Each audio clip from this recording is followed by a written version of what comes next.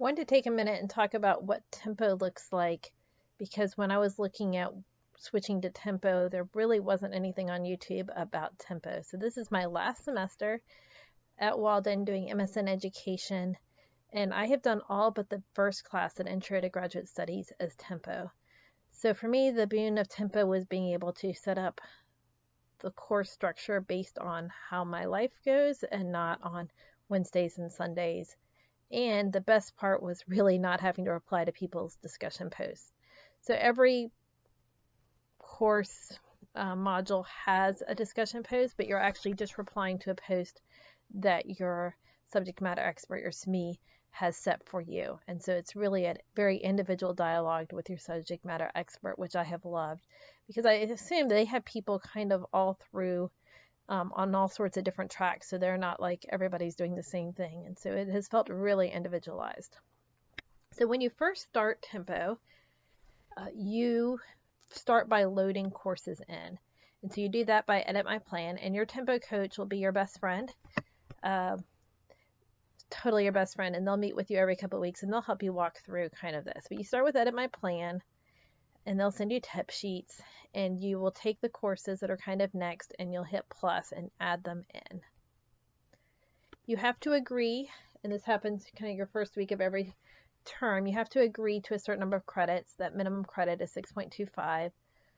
I've always done 10 credits per 3-month period. You can pause it in between those 3 months. So you can't pause in the middle of a 3-month chunk, but like last year, I realized that my 3 months were up on the first Monday of December, and I paused it for December and went back to it in January. And then after that, I did 3 months and 3 months, and then paused it in July and August and picked it back up for practicum in September because I knew I didn't want to do practicum and try to figure out summer at the same time. So that was definitely a good idea. But being able to pause it in between those 3 months for a month or so at a time has been super helpful. So once you have them loaded, you set dates. So you see how most of my dates have disappeared because I've actually completed. That's what those stars mean. So stars mean you've mastered them. Check marks mean you've achieved them. So these are all A's. So what you would do at the beginning is you would actually set your date. So target, start, and stop. And these are very fluid, but that is really my best tip for tempo is to go ahead and set up those dates. Look at times you might be out of town. I kept getting pulled back into staffing on the floor during COVID surges. So being able to work around those, leave some flex time. I always left about a week of flex at the end of every chunk of classes, just so that if I did get behind somewhere, I would be okay. So I basically treated each 5-credit course like a 6-week experience, and that allowed me to have a little bit of flexibility if my life went haywire. But when I would first set it up, I would set it up like I had to finish whatever was required in that 5-credit class over 6 weeks, and that just gave me some flexibility. So the only weird thing about these classes that are practicum is that you actually work backwards on them. So these are actually not typical of the rest of them. So you can see that the only one I have not completed in this last class is the RN1, and that's because in these practicum classes, they have milestones for your practicum as part of the level 1 class. So this is definitely different than a lot of the other classes. So my milestones for a practicum may be the meeting with your subject matter expert and your tempo coach. There it is. Like, where was it?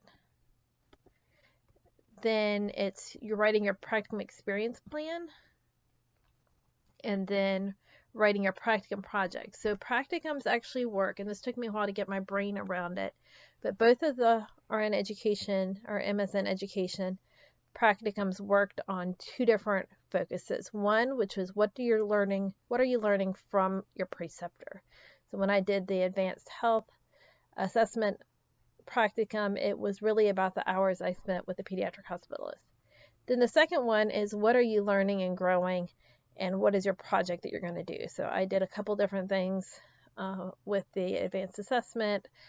I ended up writing a paper on Brief Resolved Unexplained Events, BRUI. And then I also did a lot of literature review and work on pediatric neonatal sepsis workups.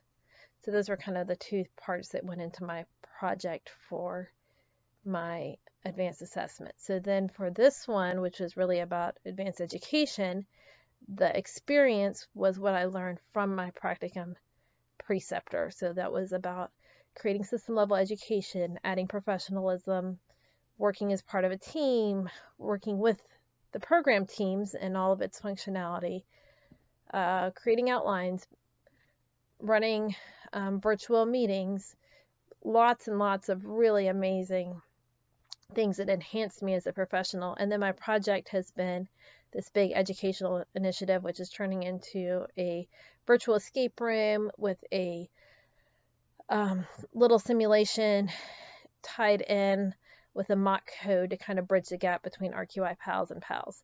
So you have two totally different learning objectives, and so you actually write a plan for both. What do you want to get out of that time with your preceptor, and then what do you want to create? And so both of those have to be approved before you work on them, and having that practicum experience plan for both this and the previous practicum really meant I was able to solidify what I was hoping to get out of these experiences, and it made it so rich. I have learned so much through practicum.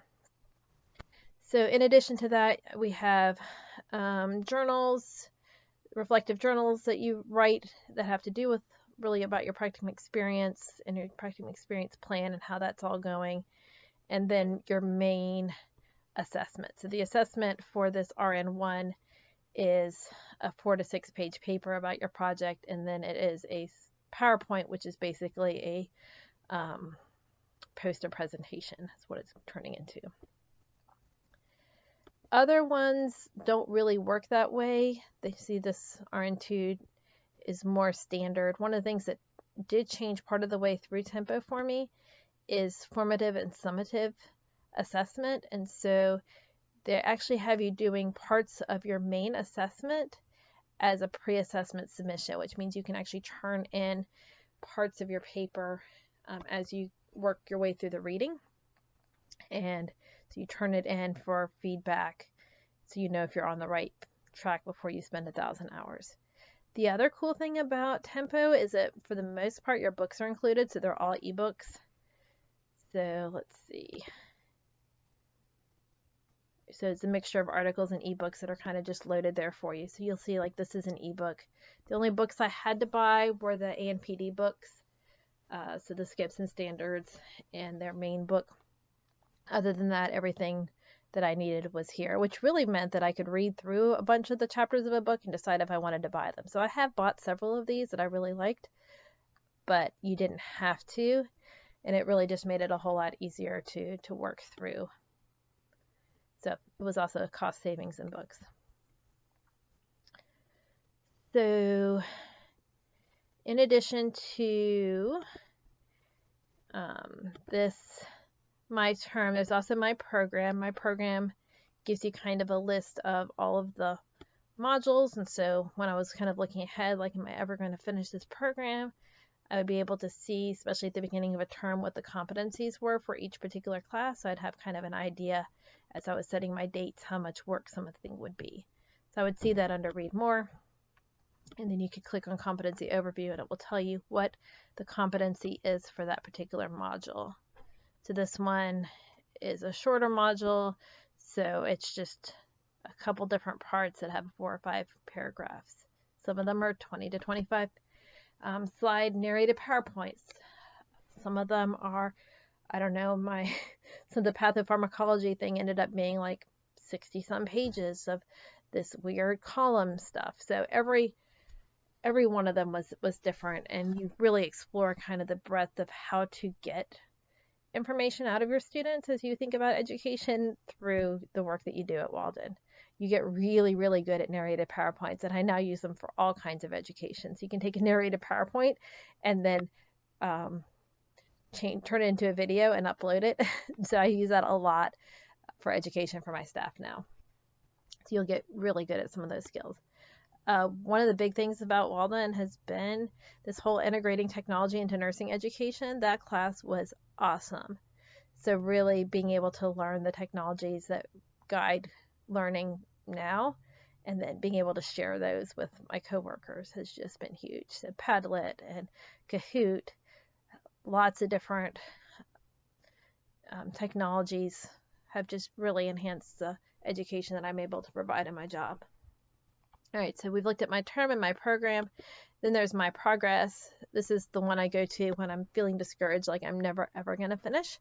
So I have completed 52 of my 53 total credits. And it gives you kind of a running total of your GPA, and you can find your unofficial transcript. And you can see I've already applied for graduation.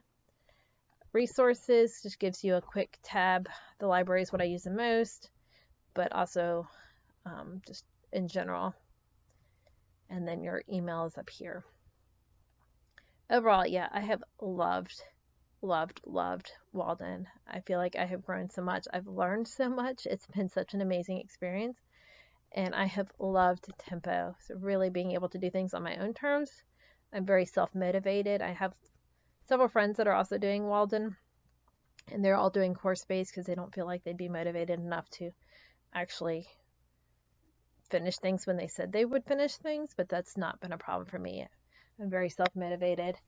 It was a cost savings because you pay per the 3 months, and so if I was able to do more in the 3 months, it was just super cheap. So I basically did this over 5 3-month chunks of time, 10 credits at a time, 50 credits, plus that 1 3-credit course that I took last year. So I started this, I feel like I started last March. It's now almost December. And then I paused it for 3 months in the meantime. So really about a year and a half.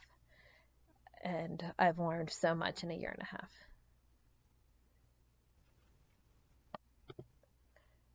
I hope this has been helpful and that this answers questions about tempo.